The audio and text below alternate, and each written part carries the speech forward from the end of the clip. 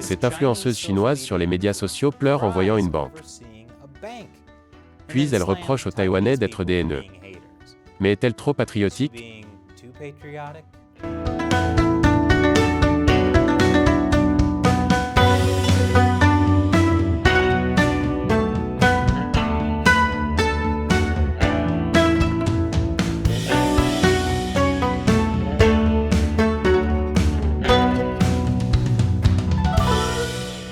Bienvenue à Chine non censurée, je suis Chris Chappell. Le Parti communiste chinois a élevé des générations de gens déconnectés de leur propre culture et de leur histoire.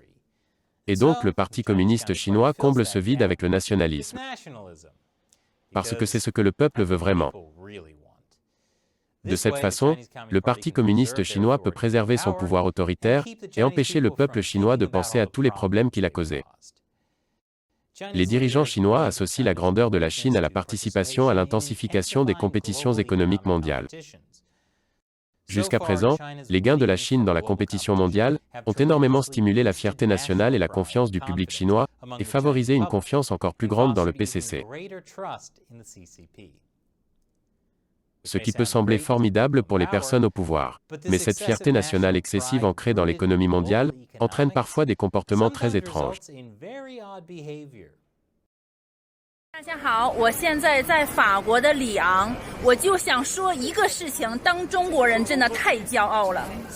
看看是什么？看看是什么？中国银行，中国银行啊！我们中国这么强大，在法国有咱们的中国银行，你就不知道我现在多么骄傲。中国银行。反正我也不会表达，我就是觉得我很自豪。中国银行。Ok, mais ce n'est pas surprenant que beaucoup de pays aient une succursale de la Banque de Chine. Je doute que quelqu'un d'américain voyage en Chine et pleure en voyant une Citibank. Moi, je pleure quand je vois une Citibank, mais c'est parce qu'ils ont repris mon vélo. Je t'aimais, super éclair. Quoi qu'il en soit, cette vidéo a été postée sur Douyin, la version chinoise de TikTok, par une jeune mère de famille dont le nom de chaîne est Angèle Mixte Chinoise Belge. Elle vend des cosmétiques et publie des messages sur sa vie à l'étranger, où elle élève une famille interraciale avec son mari belge. Sa chaîne compte 236 000 adeptes. Sa vidéo sur la Banque de Chine est rapidement devenue sa vidéo la plus populaire, avec 220 000 likes. De nombreux commentaires de soutien étaient également en larmes. Il n'y a rien de mal à être fier de l'endroit où l'on a grandi, mais le nationalisme chinois va bien au-delà de cette limite. Les personnes qui grandissent en Chine sous l'idéologie du Parti communiste chinois apprennent à s'identifier de tout cœur à la croissance économique du pays. Au point qu'être un bon citoyen signifie applaudir une banque chinoise en terre étrangère. Mais sérieusement, ce n'est qu'une banque. Et puis, son ton est passé des larmes de fierté à la fureur brute. Je vous explique après la pause.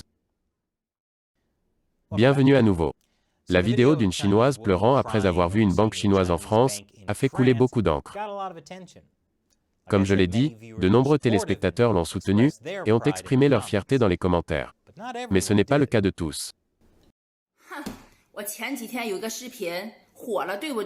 因为我在法国的街头，我看到了咱们的中国银行，中国红的中国银行。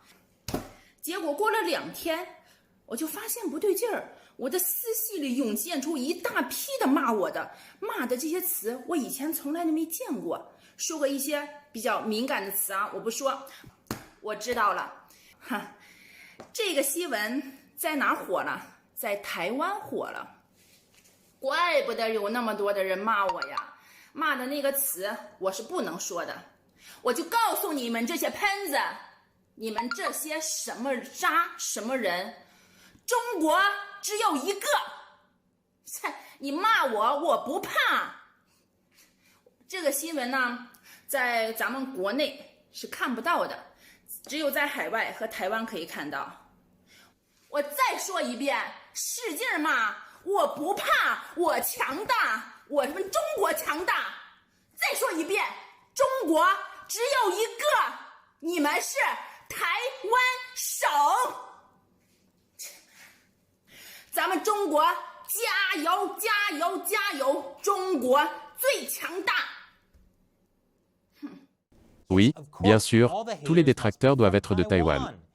J'aurais dû m'en douter. Il est difficile de dire ce qui l'a tant contrariée, car elle n'a pas expliqué les termes sensibles que les gens auraient utilisés. Elle crie avec passion que Taïwan est une province de la Chine, mais elle a dit elle-même que la Chine a une censure qui empêche les gens de voir les nouvelles la concernant, alors que Taïwan a un accès complet. N'y pensez pas trop. Mais selon les médias, la plupart des commentaires négatifs provenaient en fait de nets citoyens chinois, qui se sentaient gênés par le soutien fébrile de cette femme à la Chine. Les commentaires sur Weibo l'ont accusé d'évoquer des sujets sensibles pour des appâts à clics. Il n'y a jamais de mal à être patriote, mais il y a une distinction claire entre le vrai patriotisme et le fait de jouer avec les émotions patriotiques des gens. Que ce soit du patriotisme performatif ou non, ces émotions ne semblent pas naturelles. Le bon sens est important. Le patriotisme est un travail. Faire de l'argent, c'est le but. Aller à l'étranger, c'est la vie. C'est une autre chose délicate à propos du patriotisme et du nationalisme chinois. Trop de patriotisme, et les gens que vous pensiez être de votre côté vont vous faire taire. Pendant ce temps, à Taïwan, presque personne n'avait entendu parler de cette femme. Je n'ai pas vu de larmes d'émotion sur la Banque de Chine à la une des journaux. N'inventez pas des trucs pour attaquer les Taïwanais. En fait, la voir crier « Notre Chine, la Chine est la plus grande » me rend triste pour elle. Elle semble creuse. Je peux comprendre que, voir des choses qui me concernent dans un endroit étranger donne un sentiment de familiarité, mais c'est excessif d'attribuer chaque petite chose à son propre pays. D'ailleurs, en tant que Taïwanais, je n'ai vraiment pas vu de nouvelles pertinentes à ce sujet. L'ensemble de cette affaire semble déconnecté de la réalité. Elle pensait soutenir le Parti communiste chinois, mais elle a fini par se mettre dans l'embarras. Mais pour ajouter à la folie, il y a ceci. Une vidéo de la femme et de son mari belge chantant des chansons patriotiques devant un drapeau chinois.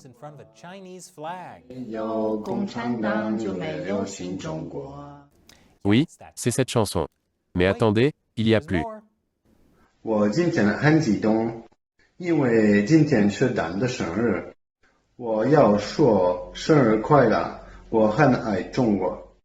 Est-ce que quelqu'un d'autre ressent les vibrations du syndrome de Stockholm?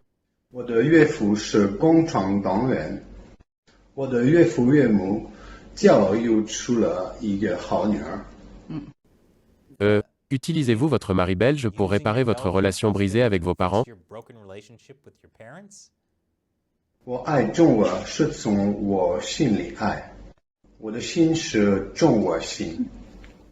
Ok, maintenant c'est une vidéo de prise d'otage.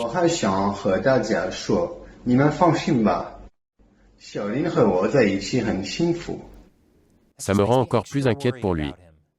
Je plaisante, je suis sûr qu'ils ont fait un mariage très aimant et épanouissant.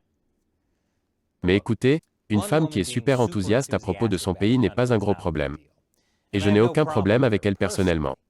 La raison pour laquelle l'histoire d'Angèle est devenue virale est qu'elle représente la façon dont le Parti communiste chinois encourage ce genre de nationalisme excessif. Pour être considéré comme un bon citoyen, pour augmenter son crédit social, beaucoup de Chinois ont l'impression qu'ils doivent être extrêmement nationalistes et pro-Parti communiste chinois. Et c'est exactement ce que veut le parti, faire en sorte que les gens aient peur de ne pas l'aimer. Qui a le syndrome de Stockholm maintenant? Et enfin, il est temps pour moi de répondre à une question de vous, un fan qui soutient Chine non censuré sur Patreon ou Locals. Black Label sur Patreon demande, je ne sais pas si vous en avez parlé, mais comment Xi Jinping est-il arrivé au pouvoir? Ou l'enfer, la plupart des anciens dirigeants après Deng Xiaoping. Bonne question, Black Label. La Chine n'a pas d'élection. Lorsque Mao Tse-tung a appelé la Chine la « dictature démocratique du peuple », il ne voulait dire qu'un seul mot de cette expression. Et ce n'est pas « démocratique ». Les dirigeants chinois accèdent au pouvoir par le biais d'un processus politique connu sous le nom de « lutte pour le pouvoir ». Les responsables du Parti communiste se battent constamment entre eux. Ils se font des ennemis, concluent des alliances et marchent sur tout ce qu'il faut pour accéder au pouvoir. Il n'y a pas de processus formel du tout. Nous ne savons pas avec certitude pourquoi Xi Jinping a remporté la lutte pour le pouvoir. Mais mon analyse est qu'il était considéré comme un candidat de compromis. Les membres de différentes factions politiques pensaient tous que Xi était faible et qu'il pouvait l'amener à faire ce qu'il voulait. Ils ont fini par avoir tort. Quant aux autres dirigeants, Deng Xiaoping a pris le pouvoir en organisant un coup d'État. Jiang Zemin était un remplaçant nommé par Deng Xiaoping parce que Jiang avait soutenu Deng dans le massacre des étudiants sur la place Tiananmen. Mais Deng n'a jamais vraiment aimé Jiang et a donc nommé Hu Jintao. Il n'y a donc jamais eu d'élection. Juste une dictature démocratique du peuple. Merci pour votre question déprimante, Black Label. Et merci d'avoir regardé. Soutenez-nous sur patreon.com/ChinaUncensored ou sur ChinaUncensored.locals.com et vous aurez la chance que je réponde à l'une de vos questions dans l'émission. Je m'appelle Chris Chappell. Merci de regarder Chine non censurée.